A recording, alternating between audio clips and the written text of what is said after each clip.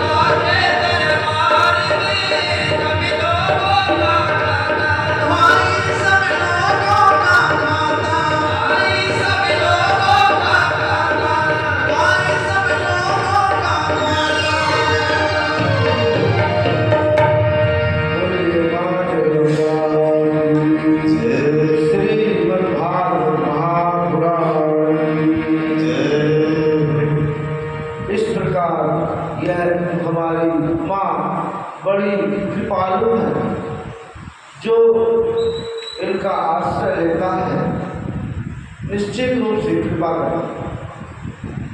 भक्त जो है भगवान को भक्त के प्रति चिंतित रहता है, सोचता है कि मेरा जो भक्त है कुछ बांध भी चलता है, कहीं ऐसा ना हो लेके चलता नहीं और किसी से मांगता नहीं। भगवान का जो भक्त होता है किसी से जान सुना नहीं, अरे वो तो अपने जानता है कि किससे याचना करे। भगवान भी कहते हैं कि मैं तो 4 हाथ लेके बैठा हूँ, मैं अष्टभुजी देवी के रूप में बैठी हूँ, तुम्हें मांगना है तो मुझसे मांगो ना, मांग के तो देखो। कहते अरे मांग बंदे मांग बंदे मांग उस भगवान से, क्या मिलेगा मांग कर इंसान से। मांग बंदे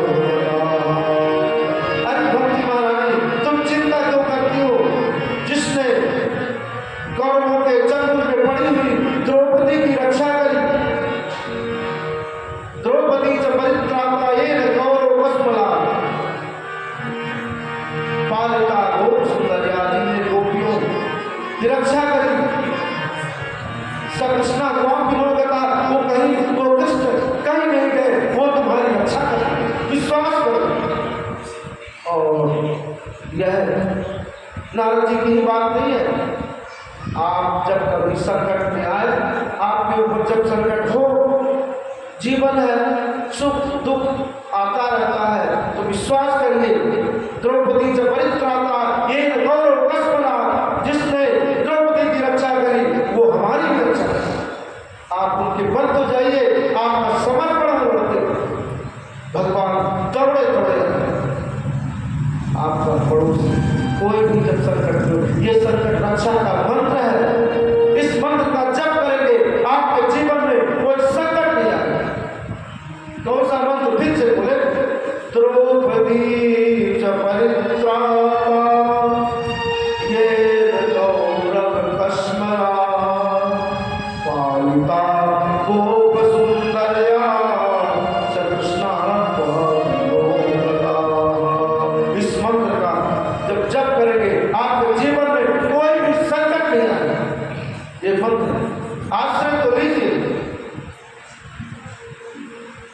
सीतारामाभ्यां नमः। यह श्रीमद् भागवत कथा की शुरुआत कहाँ से होती है? जब महाभारत का अंत होता है तब यह भागवत कथा का शुभारंभ। कब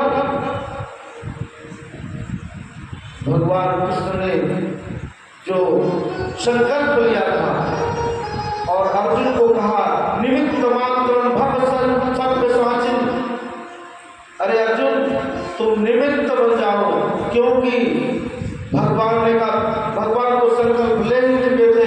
कब संकल्प लिया था?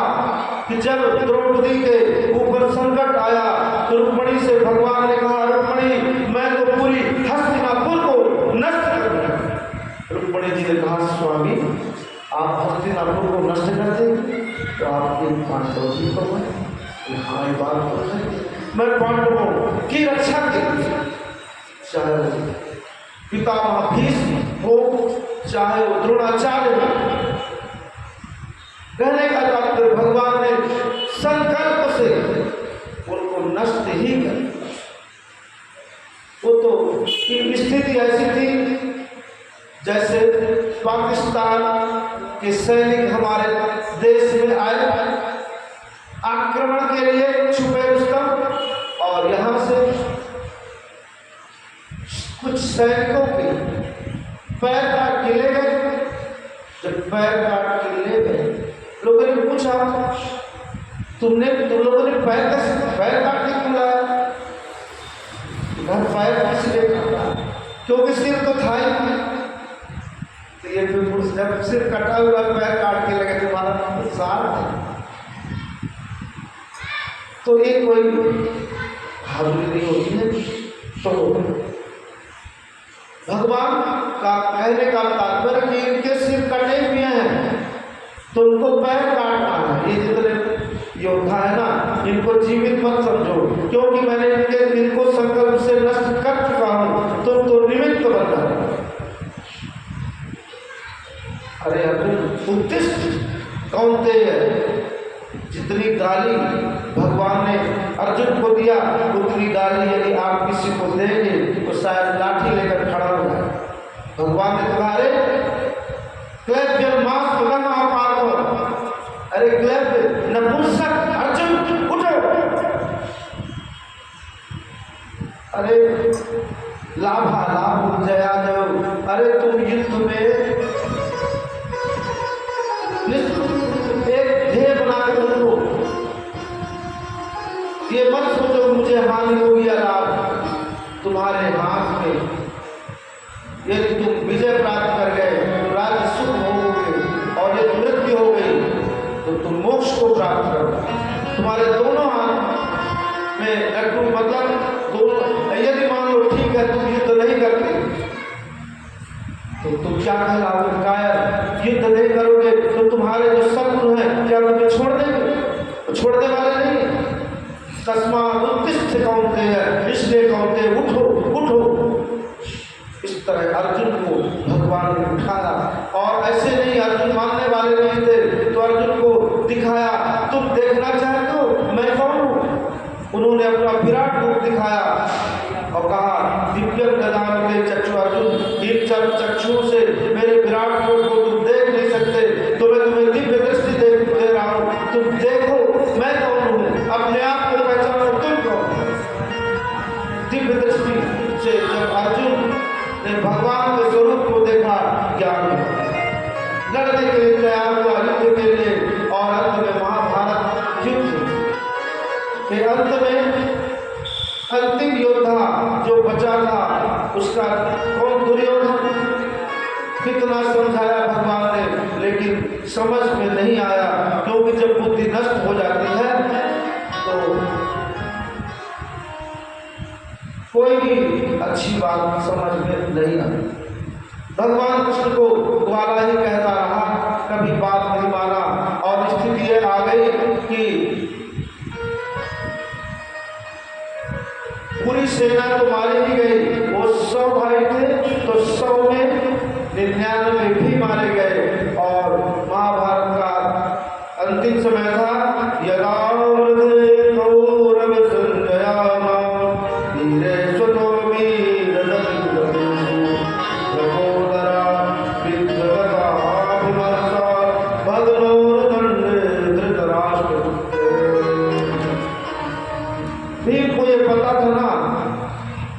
किसकी गदा में और जंघा में गदा का प्रहार करूंगा तभी है मरेगा।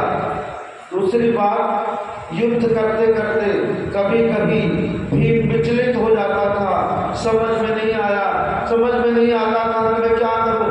तब भगवान ने स्मरण दिलाया, अरे बजरे भैया अपनी प्रतिज्ञा को याद करो।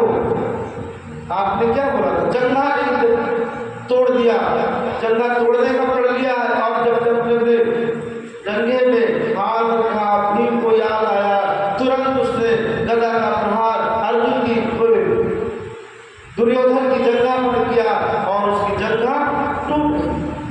और उसी समय बड़ी बात बिगड़ती सी जा रही थी। क्या? दुर्योधन के गुरु जी आ गए। गुरु जी का नाम क्या है पता है आपको? पता है क्या नाम था? अरे दुर्योधन के गुरु जी जिनको जिसने गदा युद्ध सिखाई थी, बलराम जी। हाँ, ये पता होना, आप लोग सब सुनते रहते ना, तो देखिए मैं बीच में पूछूंगा तो आप जो है ऐसे नहीं। अब मैं शिक्षक रहा हूँ तो विद्यार्थियों से पूछने की आदत होती है। तो हाँ, दुर्योधन के गुरु जी पहुँच गए, बलराम जी। बलराम जी ने कहा, अरे ये तो अन्याय है, युद्ध के नियम का उल्लंघन किया। भीम मैं इसे जीवित नहीं छोड़ूंगा। गदा उठाया और भीम को मारने दौड़े। तब तक भगवान ने रोका, अरे भैया लालो भैया रुको, थोड़ा शांत। जब रुके बोले, आप एक अन्याय देख रहे हैं। अब भैया आप तो थे नहीं, इनने क्या किया? अपने भांजे का स्मरण करो। अभिमन्यु जब निहत्था था, उसके हाथ में कुछ नहीं, तब इन लोगों ने निहत्थे अभिमन्यु पर किस तरह वार किया। उस समय नियम कहाँ गया? नियमों को तो इन्हें ने तोड़ा। जब समझाया भीम दादा को, मतलब दाऊ भैया साथ में, और दाऊ भैया को लेकर के भगवान वहां से। अब इस बीच में एक परम मित्र आता है जो चिरायु का वरदान जिसे मिला है ना? कौन? अश्वत्थामा बलिर्व्यासो हनुमानश्च विभीषणः कृपापात्रः रामश्च शक्तये चिरजीविनः। उसका नाम था अश्वत्थामा। अश्वत्थामा किसका पुत्र था? द्रोणाचार्य, है ना? द्रोण पुत्र था। द्रोण अश्वत्थामा जब आया तो कहता, मित्र आज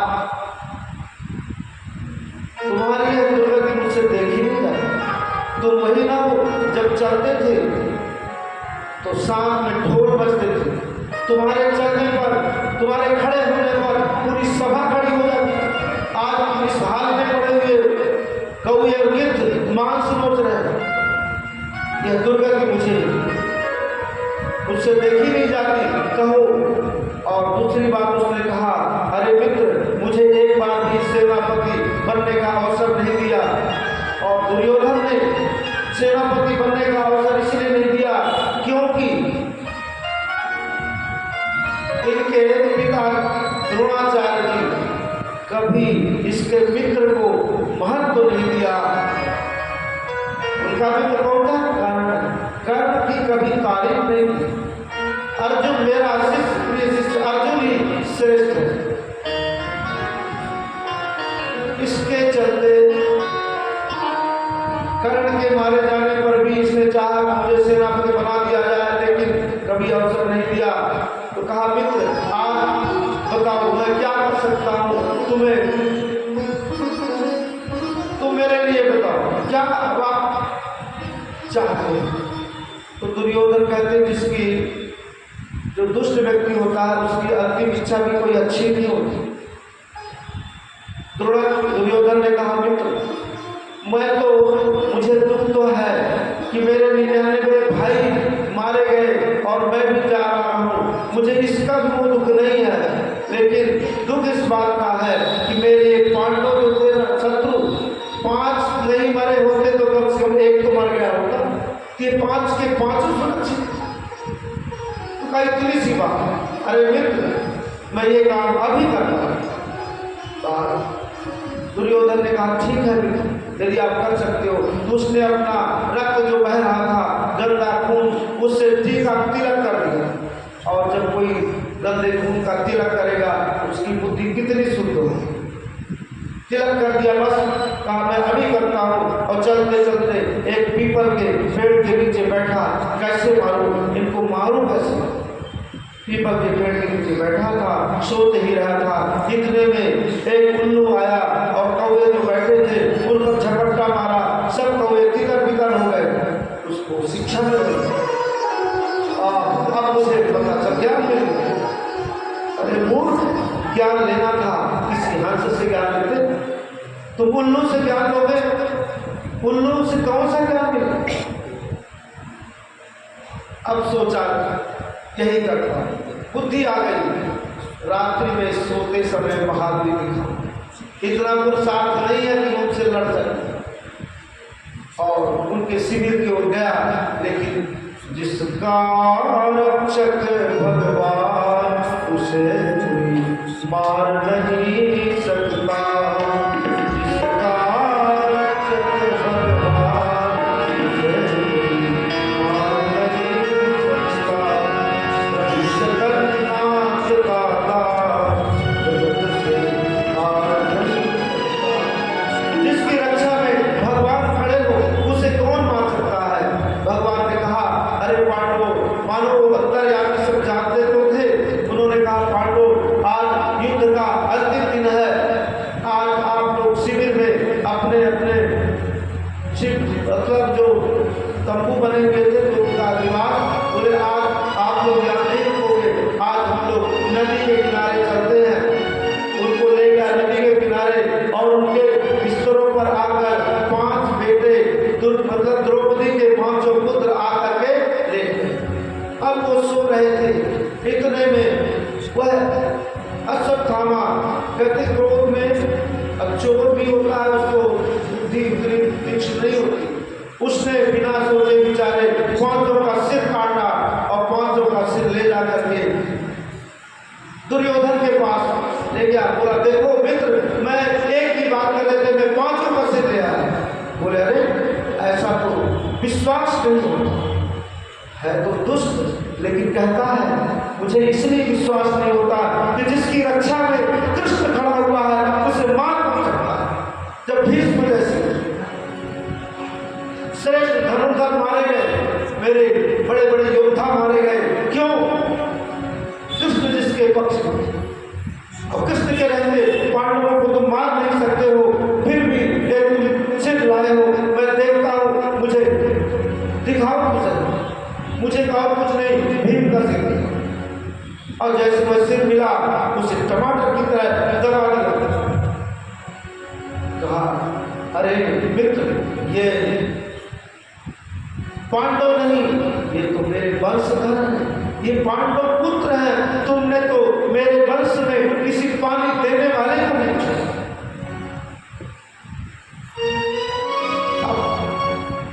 अश्वत्थामा को लगा मुझसे गलती हुई, तो चल अब मेरा क्या होगा।